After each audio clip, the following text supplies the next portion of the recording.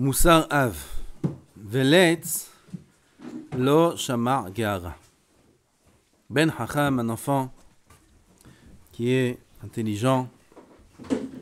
Hacham, c'est pas que dans la Chokhma, c'est dans ses midot. On voit un enfant qui a de bonnes midot, qui est intelligent, qui se comporte bien, qui est Reshamaim. Moussar Av.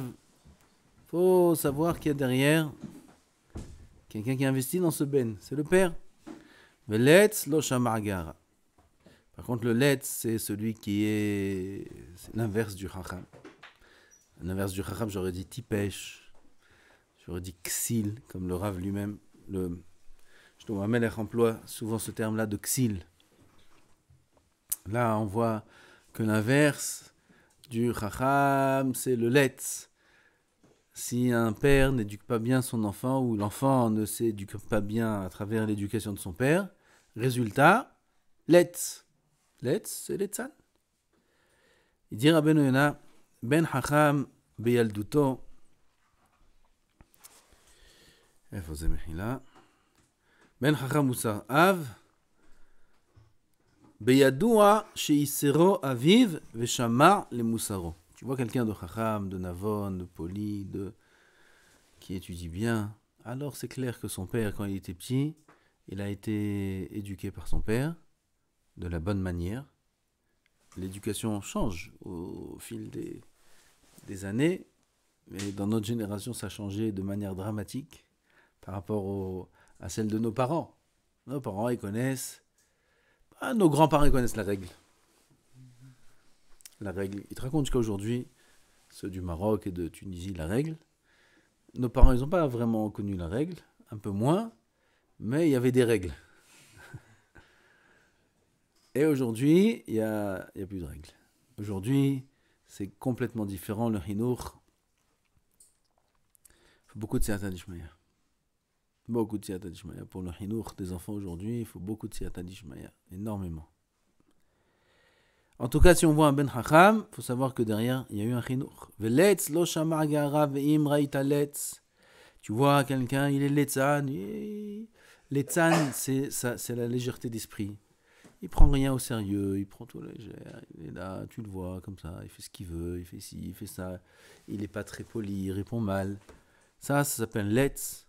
Teda she'era oken lefi shelo shamar gearat aviv. Sache qu'il a eu ça parce qu'il n'a pas écouté les réprimandes de son père. Top. Alors c'est son père qui est fautif. S'il n'a pas écouté les... Ah non, dit le Rav. Parce que son père ne lui a pas assez bien fait passer le message. Il ne faut pas être letzan.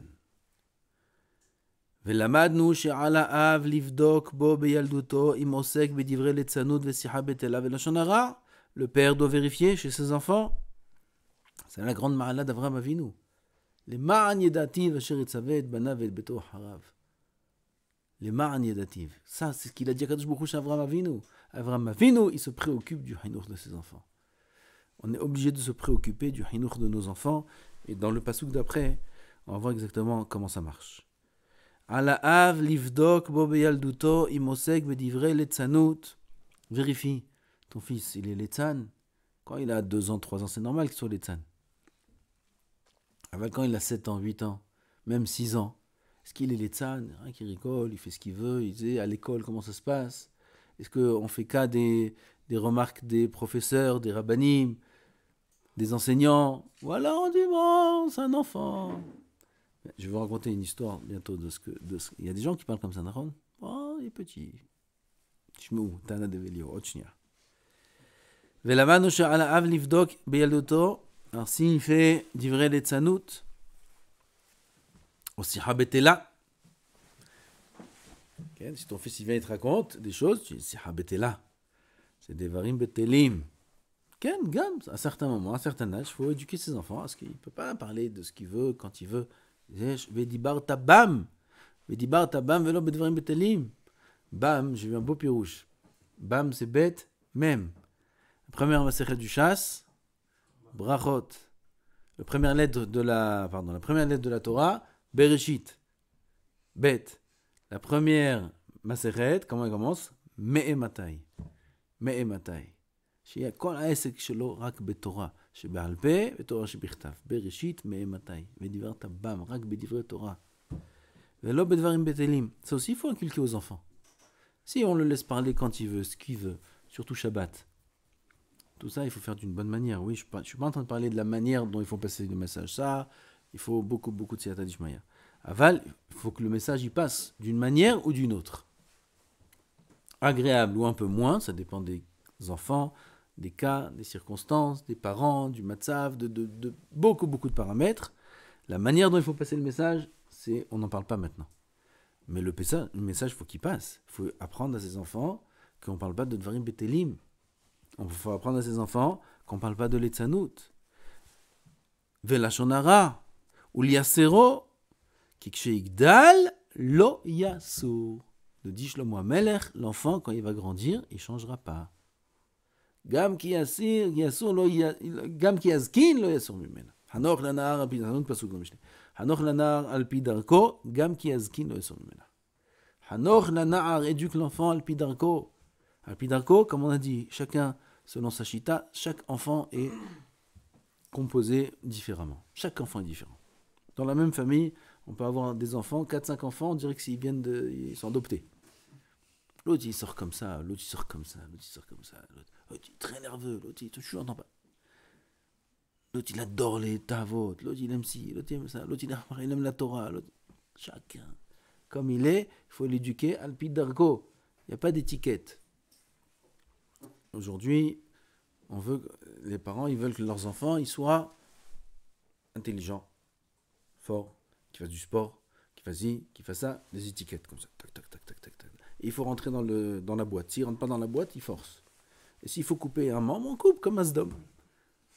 Ça passe pas, on coupe. Maïesh, tu comme ça, c'est comme. Oh, il va voir.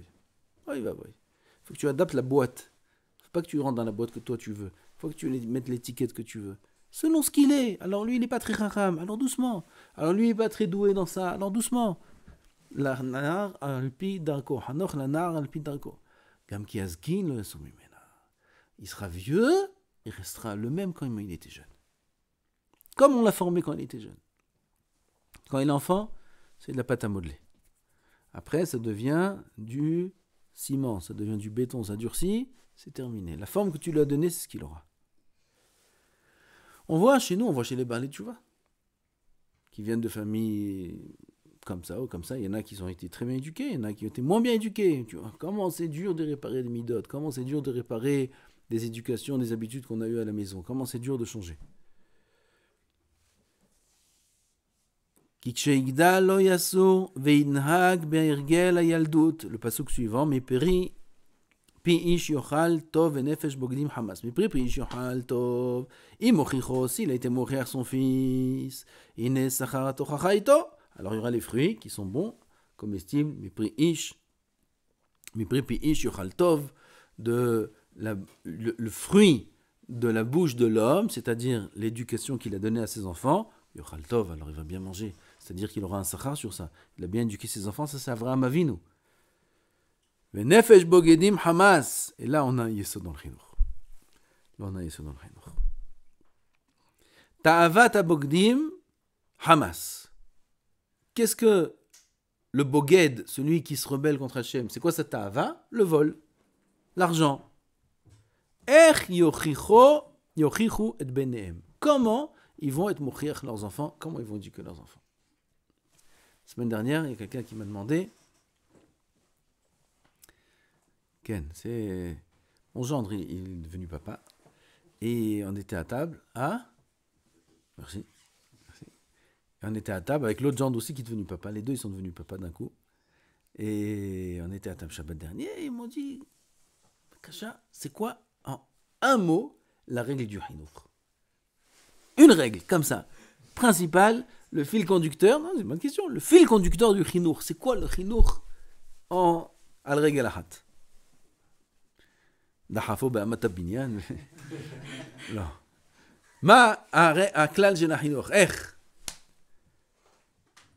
J'ai dit que cette question, c'est plus ou moins la question qu'ils ont posée au Chafetz Chaim. Chafetz Chaim, ils lui ont demandé à partir de quand commence le chinuch. C'est pas exactement la question, mais la réponse, c'est la réponse à la question qu'eux, ils ont posée. À partir de quand commence le chinour? À partir de quand on commence à éduquer un enfant? Quel âge? Comme ça, à cet âge-là, tu vas l'éduquer?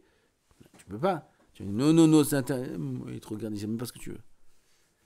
Quand il a 2 ans, 3 ans, quand il commence à mettre des claques. À 3 ans, il commence à mettre des claques, plus ou moins. Quand il vient, il frappe pas son père, sa mère. Il jette, il s'énerve. Et non. Là, les parents, ils appellent. Qu'est-ce que je fais avec lui? Qu'est-ce que je fais? Je le laisse pas. À partir de quel âge il faut commencer à éduquer les enfants? Il a répondu Hafetz Chaim, à la naissance des parents. Et il y a un grand yesod dans cette réponse. À la naissance des parents, on commence à éduquer les enfants. Qu'est-ce qu'elle veut dire cette réponse? C'est exactement ce qui est écrit ici. Imu oev Hamas, l'enfant ne pourra sortir que ce que les parents sont. Et il n'y a rien d'autre à faire. On peut étudier tous les livres de Chinour et connaître toutes les chitotes de Chinour et savoir que dans ce cas-là, il faut réagir comme ça. Et dans ce cas-là, il faut faire attention de ne pas dire ça et faire attention de ne pas faire ça. Toutes les règles, les faire comme il faut, l'enfant sortira exactement comme ses parents.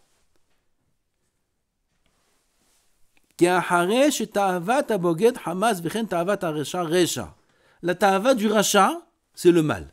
Oui, le rachat, il aime le recha. Lo yakshe be'enav be'echos beno be'midat haraot ha'ena. Alors ça va pas être dur à ses yeux que son fils fasse la même chose. N'est-ce pas? Si quelqu'un, le père, il est dans la mafia. Oui, il est dans la mafia, c'est le patron. Son fils, il travaille avec lui. Il dit, mais attends, mafia, c'est pas bien. Mais il n'y a pas de mal, qu'est-ce qu'il y a? Si le père, il voit pas le mal, il verra pas le mal chez son fils. Je prends un cas extrême, maintenant, il y a ce cas-là, il est partout. Partout. Tu vois, il a rien fait de mal, c'est pas méchant. Il y a Etana Develiaou, il y a un là-bas, son fils, il parlait à la synagogue. Et il disait des bêtises. Ils chantaient tous, Lecha, Dodi, Likrat Kala, Oh, Shir Hashirim, les enfants, ils savent changer les mots. Bédouin. Ils savent changer les mots et ils te font des mots sympathiques. Je peux vous dire, mais vous allez rigoler, c'est un peu de la letzanout. Il y a pas mal de phrases dans Manishtana, ils te font des petites tournures sympas. Et là, il avait un enfant comme ça, qui était un petit enfant, il était là. Tout le monde chantait le chant de la synagogue et cet enfant-là, il faisait ces petites blagues. Alors ils sont venus voir son père, ils lui ont dit, ton fils, t'as entendu ce qu'il dit? Non, côté de toi, t'entends? Il rigole un peu sur les tfilotes. Ah, c'est un enfant. Comme ça, il a dit le père. Si le père lui-même, il était conscient de l'importance des tfilotes, il n'aurait pas dit ça à un enfant. Et le père lui-même, il est mézalzel dans les tfilotes. Pas devant tout le monde, il ne va pas dire ces phrases-là devant tout le monde. Ah, va dans son cœur, tfila, pas tfila, on vient à la synagogue vendredi, c'est déjà bien. Ah, mais c'est pas hachou pour lui, les tfilotes, c'est pas important à ses yeux. Ah, c'est pour ça que ça ne dérange pas que son enfant aussi, il fasse ça. Ah, s'il a été mézalzel, le père, il a dit, bon, c'est un enfant, laissez-le, c'est un enfant. Tous les enfants de cet homme-là, ils sont morts. Nifterou un après l'autre. Comme ça, il est écrit dans Tana Develiaou.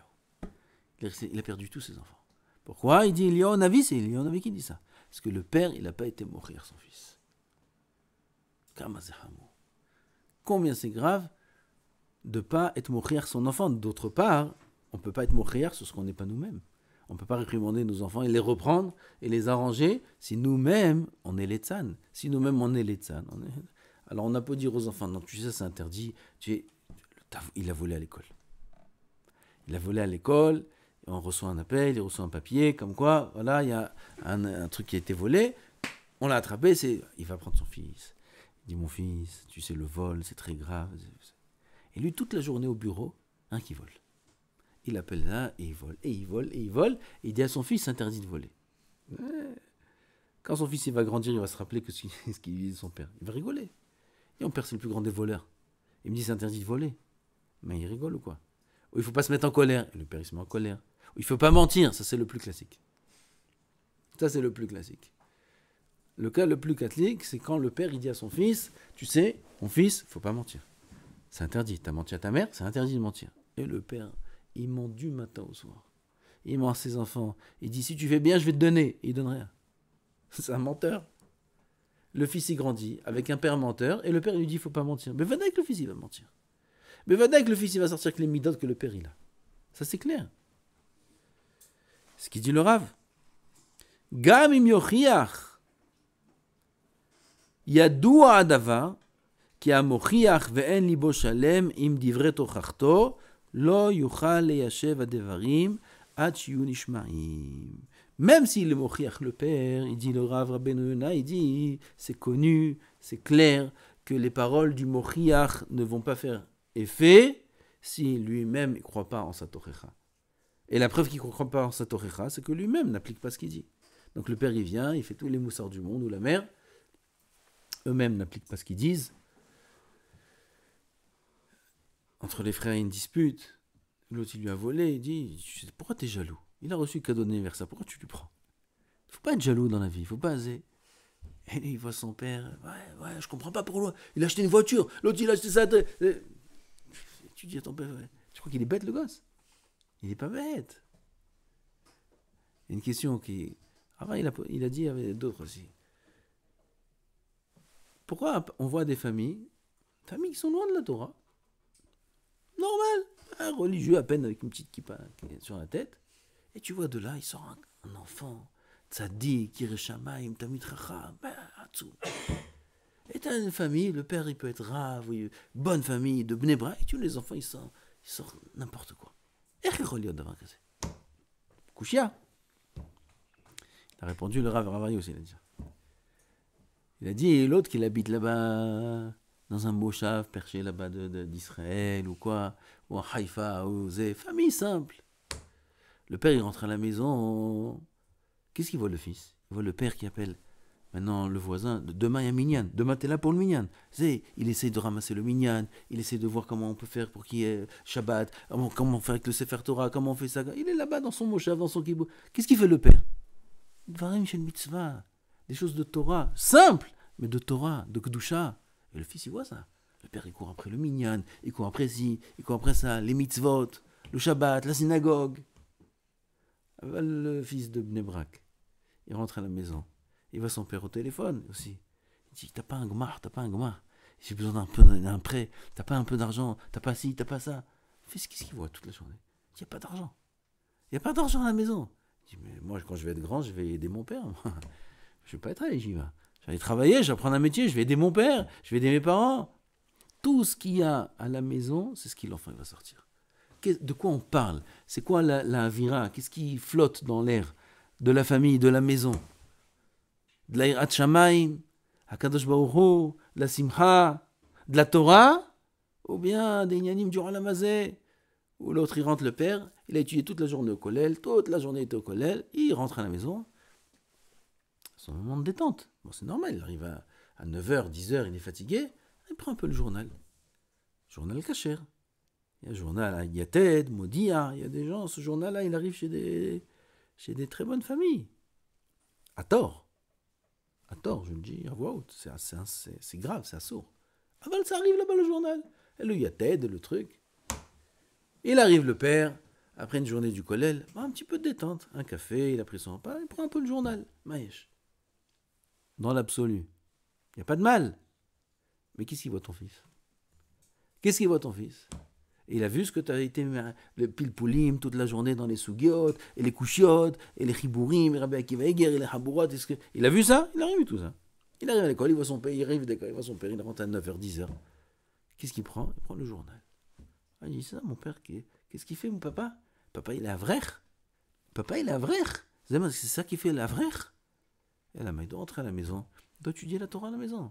À part ça, il y a un inyan d'étudier la Torah à la maison, même s'il étudie toute la journée en dehors. À part le chinour, même si l'enfant il dort, il y a un inyan. Et la Gemara, elle dit, toute maison où on n'entend pas la voix de la Torah le jour et la nuit, cette maison-là, tisaref. Ni plus ni moins, elle brûle. Elle brûle pas forcément avec des flammes, ça peut aussi, mais pas forcément avec des flammes. Elle brûle, il y a plusieurs manières. Ish veisha, si y a shrina, sinon il n'y a pas, et quoi? Esh ochalto, chas v'shalom. Ça, c'est s'il n'y a pas de Torah dans la maison. Le père, il rentre à la maison, il est le journal. Il dit, j'ai étudié 12 heures dans la journée. Depuis 6 heures du matin, je suis au collège, j'étudie. 12 heures, j'ai étudié. Je suis un peu à la maison, je me détends. Et le chinour. Non, mais il doit avoir la tête dans le chinour. Il doit savoir que ses enfants, ils savent ce que lui, il ne sait pas qu'ils savent. Les parents, ils sont sûrs que les enfants, ils ne comprennent pas, qu'ils ne savent pas, qu'ils ne voient pas. Alors, ils auront des surprises. Parce que même à 4 ans, 5 ans, 6 ans, ils captent tout. Ils savent tout. Et on pourra inculquer à nos enfants que ce qu'on est nous-mêmes. Rabotai, c'est pour ça que vous êtes à la yeshiva. Il faut travailler maintenant. C'est un peu tard, mais c'est jamais trop tard. Il faut travailler maintenant. Vadaï, c'est pas à 20 ans ou à 18 ans qu'on commence à travailler. Vadaï, on travaille depuis qu'on est petit. C'est la faute de... C'est notre faute. Maintenant, c'est comme ça. Alors, il faut travailler, pas pour soi-même seulement. Il faut travailler parce qu'on va transmettre ce qu'on est nous-mêmes. Si on travaille nos midot maintenant, si on travaille la gahava, si on travaille la colère, la gahava, on a dit plusieurs fois, c'est le keter, c'est la tête de toutes les midot. Si on travaille la gahava, toutes les midot derrière, elles sont travaillées. La jalousie, la haine gratuite, sinat hinam, la doun le kavzechut, ce qu'on va parler, ce qu'on sort de notre bouche, c'est exactement ce que nos enfants vont être. Si quand on nous parle d'un tel, ouais, mais lui, ouais, mais je sais pas, pour qui il se prend, oui, mais bon, même s'il va pas parler comme ça, il va juste faire des signes de la tête. C'est quelqu'un qui n'est pas dan le kavzechut. C'est quelqu'un qui voit pas bien son prochain. Son fils, il verra mal son prochain, il verra mal aussi ses parents. Qui est le fautif? Le père. Pourquoi pourquoi t'as pas un bon cœur? Pourquoi t'as pas un lev tov? Il n'est pas généreux, son fils sera pas généreux. Il est coléreux, son fils sera coléreux. Befadai, me'ahouz. Il aime la Torah, son fils il aimera la Torah. Il est mezelzel ba Torah, son fils sera mezelzel ba Torah. Zeyadoua, plus ou moins. Il y a des enfants qui naissent avec des trous notes comme ça, il y en a d'autres avec comme ça, il y en a qui sont attirés naturellement par... Alors peut-être qu'il sera un peu mieux que son père dans ce domaine, mais avec beaucoup plus de difficultés, il aurait pu arriver beaucoup plus loin. Si seulement son père était bien dans ce domaine aussi. Tout ça, c'est ce qu'on est nous-mêmes. Combien on a d'intérêt de se réparer nous-mêmes. Et si on ne le fait pas pour nous-mêmes, au moins qu'on pense à nos enfants. À nos enfants, ça veut dire à nos petits-enfants aussi. Et à nos petits-enfants, ça veut dire à nos arrière-petits-enfants aussi. Donc il faut être la tête d'une lignée de Kedusha, de Beit Kadosh. Il faut prier pour ses enfants, il faut prier pour ses petits-enfants, il faut prier dès maintenant. Pas attendre d'être marié ou attendre d'attendre un enfant pour prier pour son enfant. Quand chacun pas d'attendre qu'il naisse. Il faut prier maintenant pour un bon zivoug, pour des bons enfants. Il faut prier pour avoir de la Kedusha dans la maison. Il faut prier d'être zoché d'une femme Eshet Haïl. Combien c'est un sroud d'avoir une femme Eshet Haïl. Alors on ne va pas donner une femme Eshet Haïl à un hamor.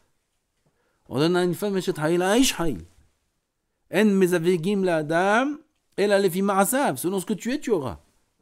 Donc combien il faut se réparer, comment il faut travailler ses midot pour arriver, Bezrat Hashem, à avoir une fille bien, une femme bien, des enfants bien. Tout dépend du travail de maintenant.